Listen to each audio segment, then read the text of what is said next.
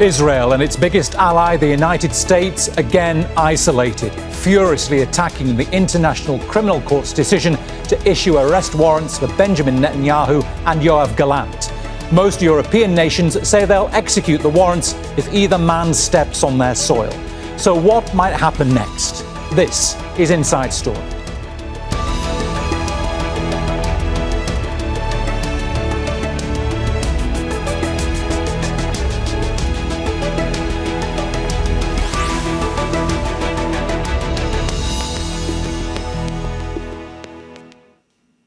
Hello and welcome to the programme. I'm Bernard Smith. From statesman to wanted man in a day, the latest turn in the career of Israeli Prime Minister Benjamin Netanyahu. The arrest warrants for him and his former Defence Minister Yoav Gallant are historic. They're accused of crimes against humanity in Israel's war on Gaza. 44,000 Palestinians in Gaza have been killed, most of them women and children. Their plight is largely ignored in Israel, in stark contrast to the furious reaction which has erupted there since the warrants were issued. In the US, Israel's biggest weapons supplier and ally, politicians have found rare unity too, expressing fury and threatening the court with sanctions. So how damaging is this to Israel and its standing in the world? What might it mean for Israel's allies and arms suppliers? And is the rule of international law on trial too? We'll speak to our guests shortly, but first this report from Laura Khan. A ruling by the International Criminal Court on Thursday has made Israeli Prime Minister Benjamin Netanyahu and his former Defence Minister Yoav Gallant wanted men. By issuing arrest warrants for the two Israeli politicians on charges of committing war crimes, the ICC has polarised the world. There's been a predictably furious response from Israel and its greatest ally, the US. It is falsely accusing me, the democratically elected Prime Minister of the State of Israel, and Israel's former Defense Minister, Yoav Gallant, of deliberately targeting civilians. This when we do everything in our power to avoid civilian casualties. US President Joe Biden called it outrageous, and some senators said they would look into sanctioning the court. The US has committed a record amount of military aid to Israel since October 7th, 2023. We remain deeply concerned by the prosecutor's rush to seek arrest warrants and the troubling process errors that led to this decision. However, most of Europe and the rest of the world say they'll uphold the court's decision and arrest Netanyahu or Gallant if they travel to their territory. This decision is a binding decision, and all states, which include all members of the European Union, are binding to implement this court decision. Some of Israel's strongest allies are in Europe, meaning there's division there too. Hungary's right-wing Prime Minister Viktor Orban says he will defy the warrant by inviting Netanyahu to visit. A spokesperson for British Prime Minister Keir Starmer said Britain would respect the jurisdiction of the ICC. One human rights lawyer says the day of reckoning for Israel's leaders was bound to come. Israel, as a state, over the last 75 years, has ignored the rule of law. That's what it's really about, not about a just war. It's about an unjust state that has never respected the rule of law. While lawyers and politicians argue, life for people in Gaza remains a daily struggle for survival as Israel's relentless onslaught continues. Those who survive the daily bombardment face starvation and disease, many living just under sheets of plastic or flimsy tents. These leaders are above the law on an international level. This is a rogue nation, and the rules of the International Court are not implemented. For some, the case is a test of international legal mechanisms. The US does not recognise the ICC, but has nonetheless enthusiastically supported cases against its foes, including Russia's President Vladimir Putin. In this case, the ability of the court to dispense even-handed justice is also on trial. Laura Khan for Inside Story, Al Jazeera.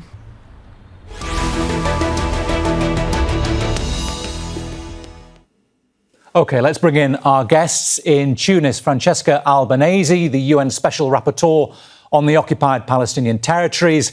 In Tel Aviv, Ori Goldberg is a political commentator and former academic specialising in Middle East studies. And in San Francisco, we have Professor Stephen Zunes. He's a professor of politics at the University of San Francisco. A warm welcome to you all. I want to start with talking about the situation in Gaza, and I'll ask you first, Francesca, because what's happened to the Palestinians in Gaza is the most important thing in all of this. Will this change how Israel prosecutes its war in Gaza at the moment, the arrest of these warrants? I wish to say it will. And in fact, looking at what has happened in the last 24 hours, I don't think it will in the short term. But we know that the life of the Palestinians in Gaza is facing an existential threat because of the conduct of hostilities, because of the announced goals of Israel. And therefore, the only thing we can do is to exert all possible pressure, not only to have the genocidal conduct that Israel is enforcing stopped, halted, but also advance justice, because justice is, and it seems to be, looking at the response that is given by many European states to start with, is possible if there is enough pressure on everyone. The tide is changing, but it is to change fast in order to protect Palestinians' life. Ori, do you think it's going to make much difference for Palestinians in Gaza at the moment? No, I'm afraid I agree with Ms. Albanese. And regarding what you said in your opening remarks about how what's happening to Palestinians in Gaza is the most important thing. As far as Israel is concerned, what's happening to Palestinians in Gaza is the least important thing. Israel has absolutely no concern and no value for the Palestinian bloodshed and for the daily travails of living as a Palestinian in Gaza. Israel is engaged in doing what it wants to do. It has shown complete and utter disregard. And in fact, Israel has all of its eggs in one basket, and that basket is denying, rejecting the court's decision, rejecting international law, standing alone, making its well-deserved rogue status into a kind of badge of pride. Israel can't back away from this course of action. It's the only one it has left. Stephen, do these arrest warrants increase the pressure on Israel and the US on how the war in Gaza is being conducted? It certainly increases the pressure, but I unfortunately share the skepticism of the other guests in terms of whether it will have any kind of immediate impact. But any advances in international law and human rights that we've seen over the decades and indeed the centuries has been a gradual process.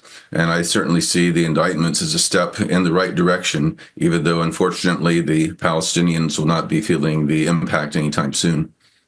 Francesca, is it just Benjamin Netanyahu and Yoav Gallant who shoulder the blame for how this war is being prosecuted? Absolutely not, but they are the main responsible and the main faces of the current atrocities.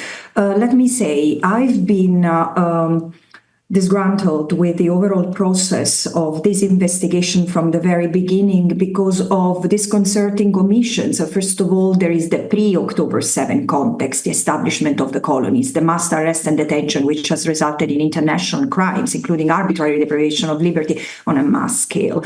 But also there are, even in the arrest warrants, as it has been issued, I hear critics saying, how come that extermination has been missed? Well, I think that, first of all, we cannot lose momentum. This is an incredible step forward, and we need to build on it and push for further justice. So both against Gallant and Netanyahu. Again, the charge, I would like to say that the charge of extermination, in my assessment, has not been taken up by the court because not enough evidence was provided for the crime of starvation as a method of warfare. There should have been further investigation and evidence provided by the Office of the Prosecutor concerning extermination through bombs and artillery fire and sniper fire. So, but the process is ongoing, so it will come.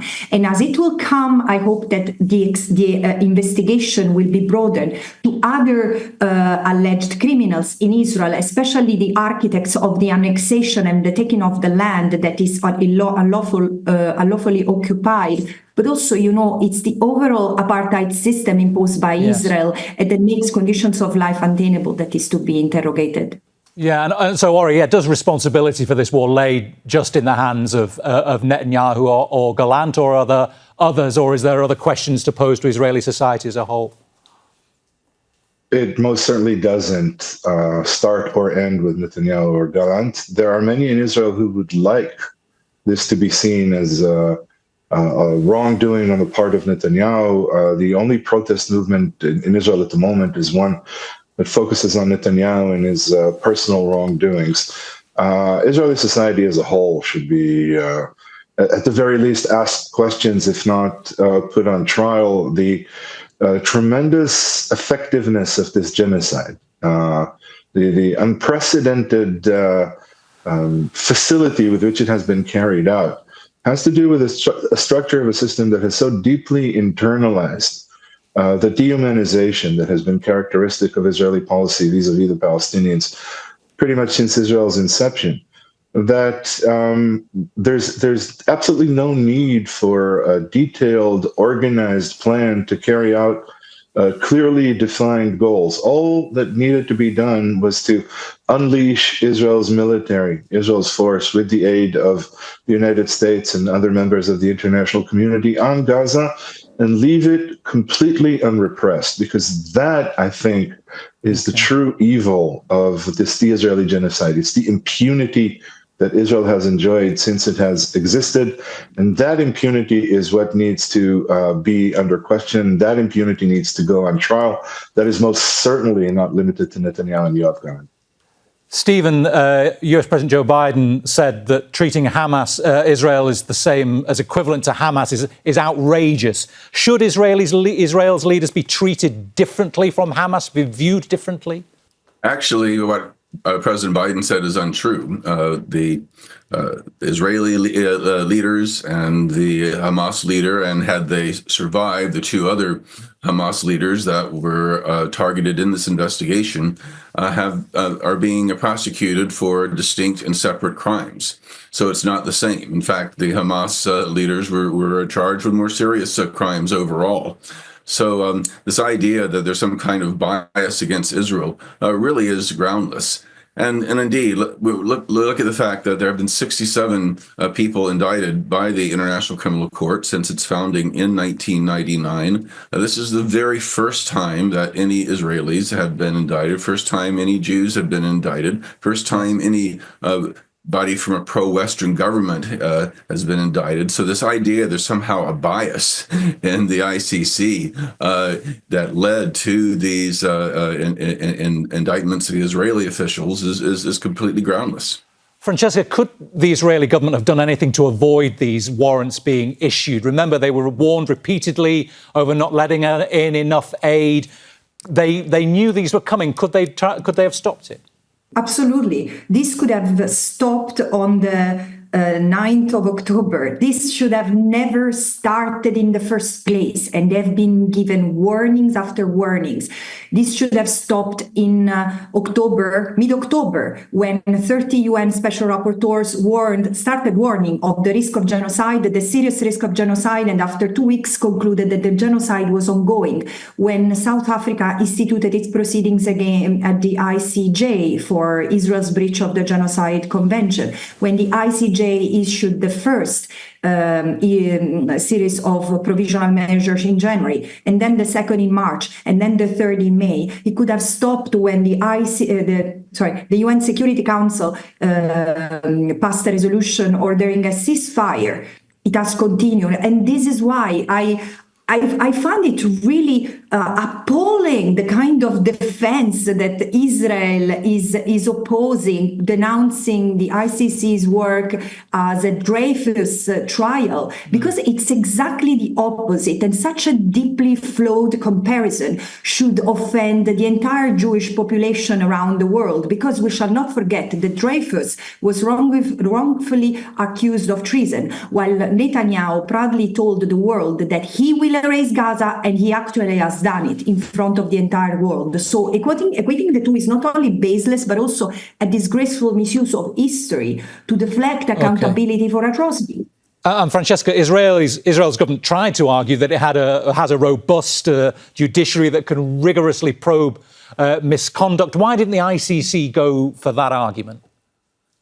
This is such an important point. This is why in my last report, Genocide as Colonial Erasure, I said we need to look at the totality of conduct and crime and the totality of the occupied land against the totality of the Palestinians, and look not just at individuals, but the state. Israel has a self-proclaimed rule of law system with government, parliament, and judiciary separated functions that should work as a check and balance. In such a system, genocide could never occur because incitement to genocide was already found by the ICJ in January 2024. And Israel's judiciary was asked to investigate and prosecute incitement to genocide. What has the judiciary done? Nothing other than contributing to create the enabling conditions for the genocide to continue. Ori, there seems to have been rare unity across the political spectrum in Israel. Are Israelis rallying around the flag, or are they going to back the potential that Netanyahu and Gallant face arrest? The unity you describe is really not that rare. While Israel appears to be undergoing severe domestic political disputes, that may be the case on various specific issues. But when it comes to the genocide, when it comes to Netanyahu's policy, there is a very broad and very deep consensus that Israel could not have done otherwise, that Israel's actions in Gaza and in Lebanon are justified, not necessarily because of support for a settler agenda of annexation, but simply because after October 7th, most Israelis, and again, the great majority of Israelis, a sweeping consensus, firmly believe that there is no quote-unquote solution to Israel's quote-unquote security problem that does not include effectively removing the Gaza Strip and its inhabitants from the Israeli frame of view. That doesn't necessarily mean kill. I mean, ask Israelis if Israel wants to kill civilians. They'll say, just like our prime minister, of course not. But if we have to kill civilians to accomplish this target, and this target, again, remember, is not the destruction of Hamas. This target is getting full exclusive permission to do whatever we want, whenever we want, the second we decide we have a problem. If on the way we need to kill civilians as collateral damage, well, then we need to kill as many as have to be killed. We don't want to do it, but we have no other way. There's no real dispute here. In that sense, all Israelis support Netanyahu's policies. And so there's no threat to Benjamin Netanyahu's job as prime minister. Many times he's been written off, many times he's survived it. He'll survive this. Oh, definitely. I think it's enough to look at his would-be competitors. None of them has offered an alternative to Netanyahu's policies. None of them has called for an end to the war. None of them has suggested that the war has had adverse effects on Israel. All of them stand firmly behind Netanyahu in seeing no other alternative than what Israel is actually doing. OK. Stephen, what about the reputation of Israel? It styles itself as the only liberal democracy in the Middle East. Most of its allies will now have to arrest Gallant and Netanyahu if they step foot on their territory. What is the reputational damage to Israel, which is what Israel is particularly worried about? Well, in Europe and other countries that have generally been more supportive and more aware of international law, international humanitarian law, I think this is certainly going to isolate Israel further. And Netanyahu and Gallant really are going to have to be pretty selective in terms of where they travel abroad for the foreseeable future. The United States, however, unfortunately, it seems to be that both the leadership of both political parties are, for the first time, really organizing around in support of an indicted war criminal against the ICC. Now, the United States has never been very supportive of the ICC. We've never joined. There's even a U.S. law that forbids the U.S. from cooperating with it in any way, and to gives the president the authority to punish countries which cooperate with it. It even has a clause that says the president can use military force to free any American or someone, a citizen of an allied government that is held on or behalf of the ICC. So I think this is part of a much bigger problem, that not only is Israel going to be more isolated in the world, so is the United States. This is underscoring the fact that the United States is a rogue superpower. That even under a Democratic administration, we're unwilling to recognize that international humanitarian law applies to our allies just as much as it does to adversaries. So this is going to be a much bigger. This is going to be beyond Israel. Francesca, why hasn't the ICC gone after any senior members of the Israeli military or any other senior politicians? Might that yet happen? I hope so. I cannot tell you why the ICC didn't do so. I think that it's a good start to go after the main responsibles in the highest echelon in the chain of command. But let me tell you something. Not only there is universal jurisdiction for the crime of genocide, I often say that there is a role the domestic courts can and must play that is totally overlooked, because a number of those, including at the highest level of the military, those who have been fighting in Gaza, have double nationalities from Australia, from Canada, from the UK, from France. There are many nationalities, including from other countries that I recently discovered, that have been fighting in Israel. So these countries need to activate their judicial mechanism, their justice system, and I hope that civil society will keep an eye on this, because strategic litigation can contribute and must contribute to the work of the ICC. The ICC is a universal body, cannot deal with the entirety of the countless crimes that have been committed in the case of Palestine, even within the time limit of the investigation of the court. So much more needs to be ensured to deliver justice to the Palestinians. Ori, is that a feel amongst some in Israel? Those with dual nationality could be subject to universal jurisdiction where, say, they're a British or an American or a British or another European citizen, they could be charged with crimes, even though those crimes didn't take place on European or British territory? I believe some trial balloons have already been floated. I think Belgium opened proceedings against somebody with dual citizenship. And these incidents have been reported in the Israeli press, but in the Israeli collective psyche, all of these incidents and everything along the lines that Ms. Albanese is suggesting is just another piece in a puzzle that we are constantly putting together, a jigsaw puzzle where the final image is one of complete and utter hatred for Israel, all of it, of course, anti-Semitic. It doesn't matter what we do. We'll be hated anyway. We'll be reviled for it anyway. And if that's the case, why don't we buck all rules and regulations and just do what we have to do? And I can't emphasize this enough. The jackpot here for Israel is not the killing of all Palestinians. It's not the annexation of Palestinian land. It's finally achieving total, absolute, exclusive discretion in the use of power over its environment.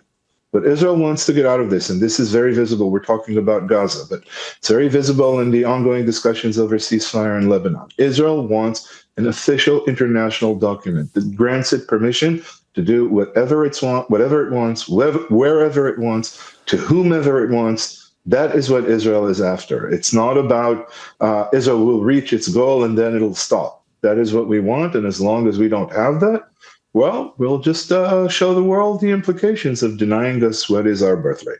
Stephen, would the incoming Trump administration try and pressure the ICC to withdraw the warrants? Is there anything it could do? Mike Waltz, he's set to become Trump's national security advisor, says a strong response to the anti-Semitic bias of the ICC is to be expected from the next US administration. I mean, it seems that the Trump administration, even more than the Biden administration, has utter contempt for international law.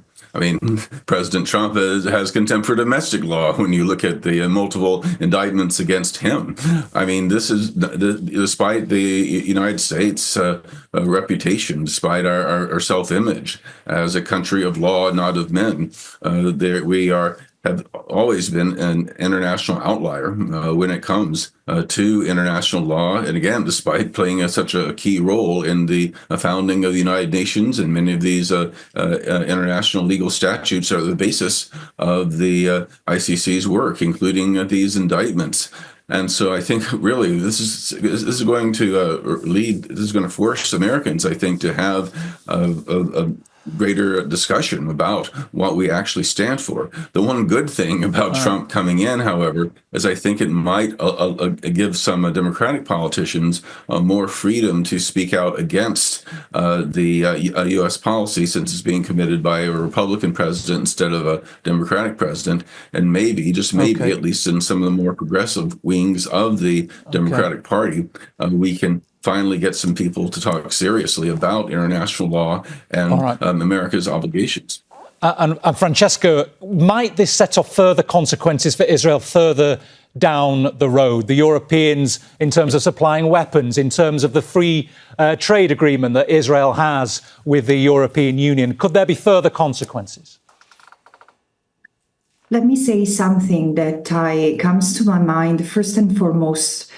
Listening to what Mr. Goldberg was saying, I do fear, as he does, that there will be an even further sense of entitlement and a sense of victimhood ignited by this judicial movement. Therefore, the measures that we are discussing, including what I will mention in a minute, must be accompanied by a posture of compassion and wisdom, while also exercising justice toward the Israelis, rehumanizing the discourse for them as well, because of course they have also been manipulated and indoctrinated to an ideology that has translated into a political doctrine, ideological hatred, which has become political doctrine. But however, I think that what needs to happen is that member states understand that they cannot help solve the question of Palestine without complying with international law, which means securing the end of a genocide. All right, we are unfortunately out of time, but thanks to our guests, to Francesca Albanese, to Ori Goldberg, and to Professor Stephen Zunes. And thank you too for watching. You can see the programme again anytime by visiting our website, aljazeera.com. And for further discussion, go to our Facebook page. That's facebook.com/AJ Inside Story. You can also join the conversation on X. We are at AJ Inside Story. From me, Bernard Smith, and the whole team here, bye for now.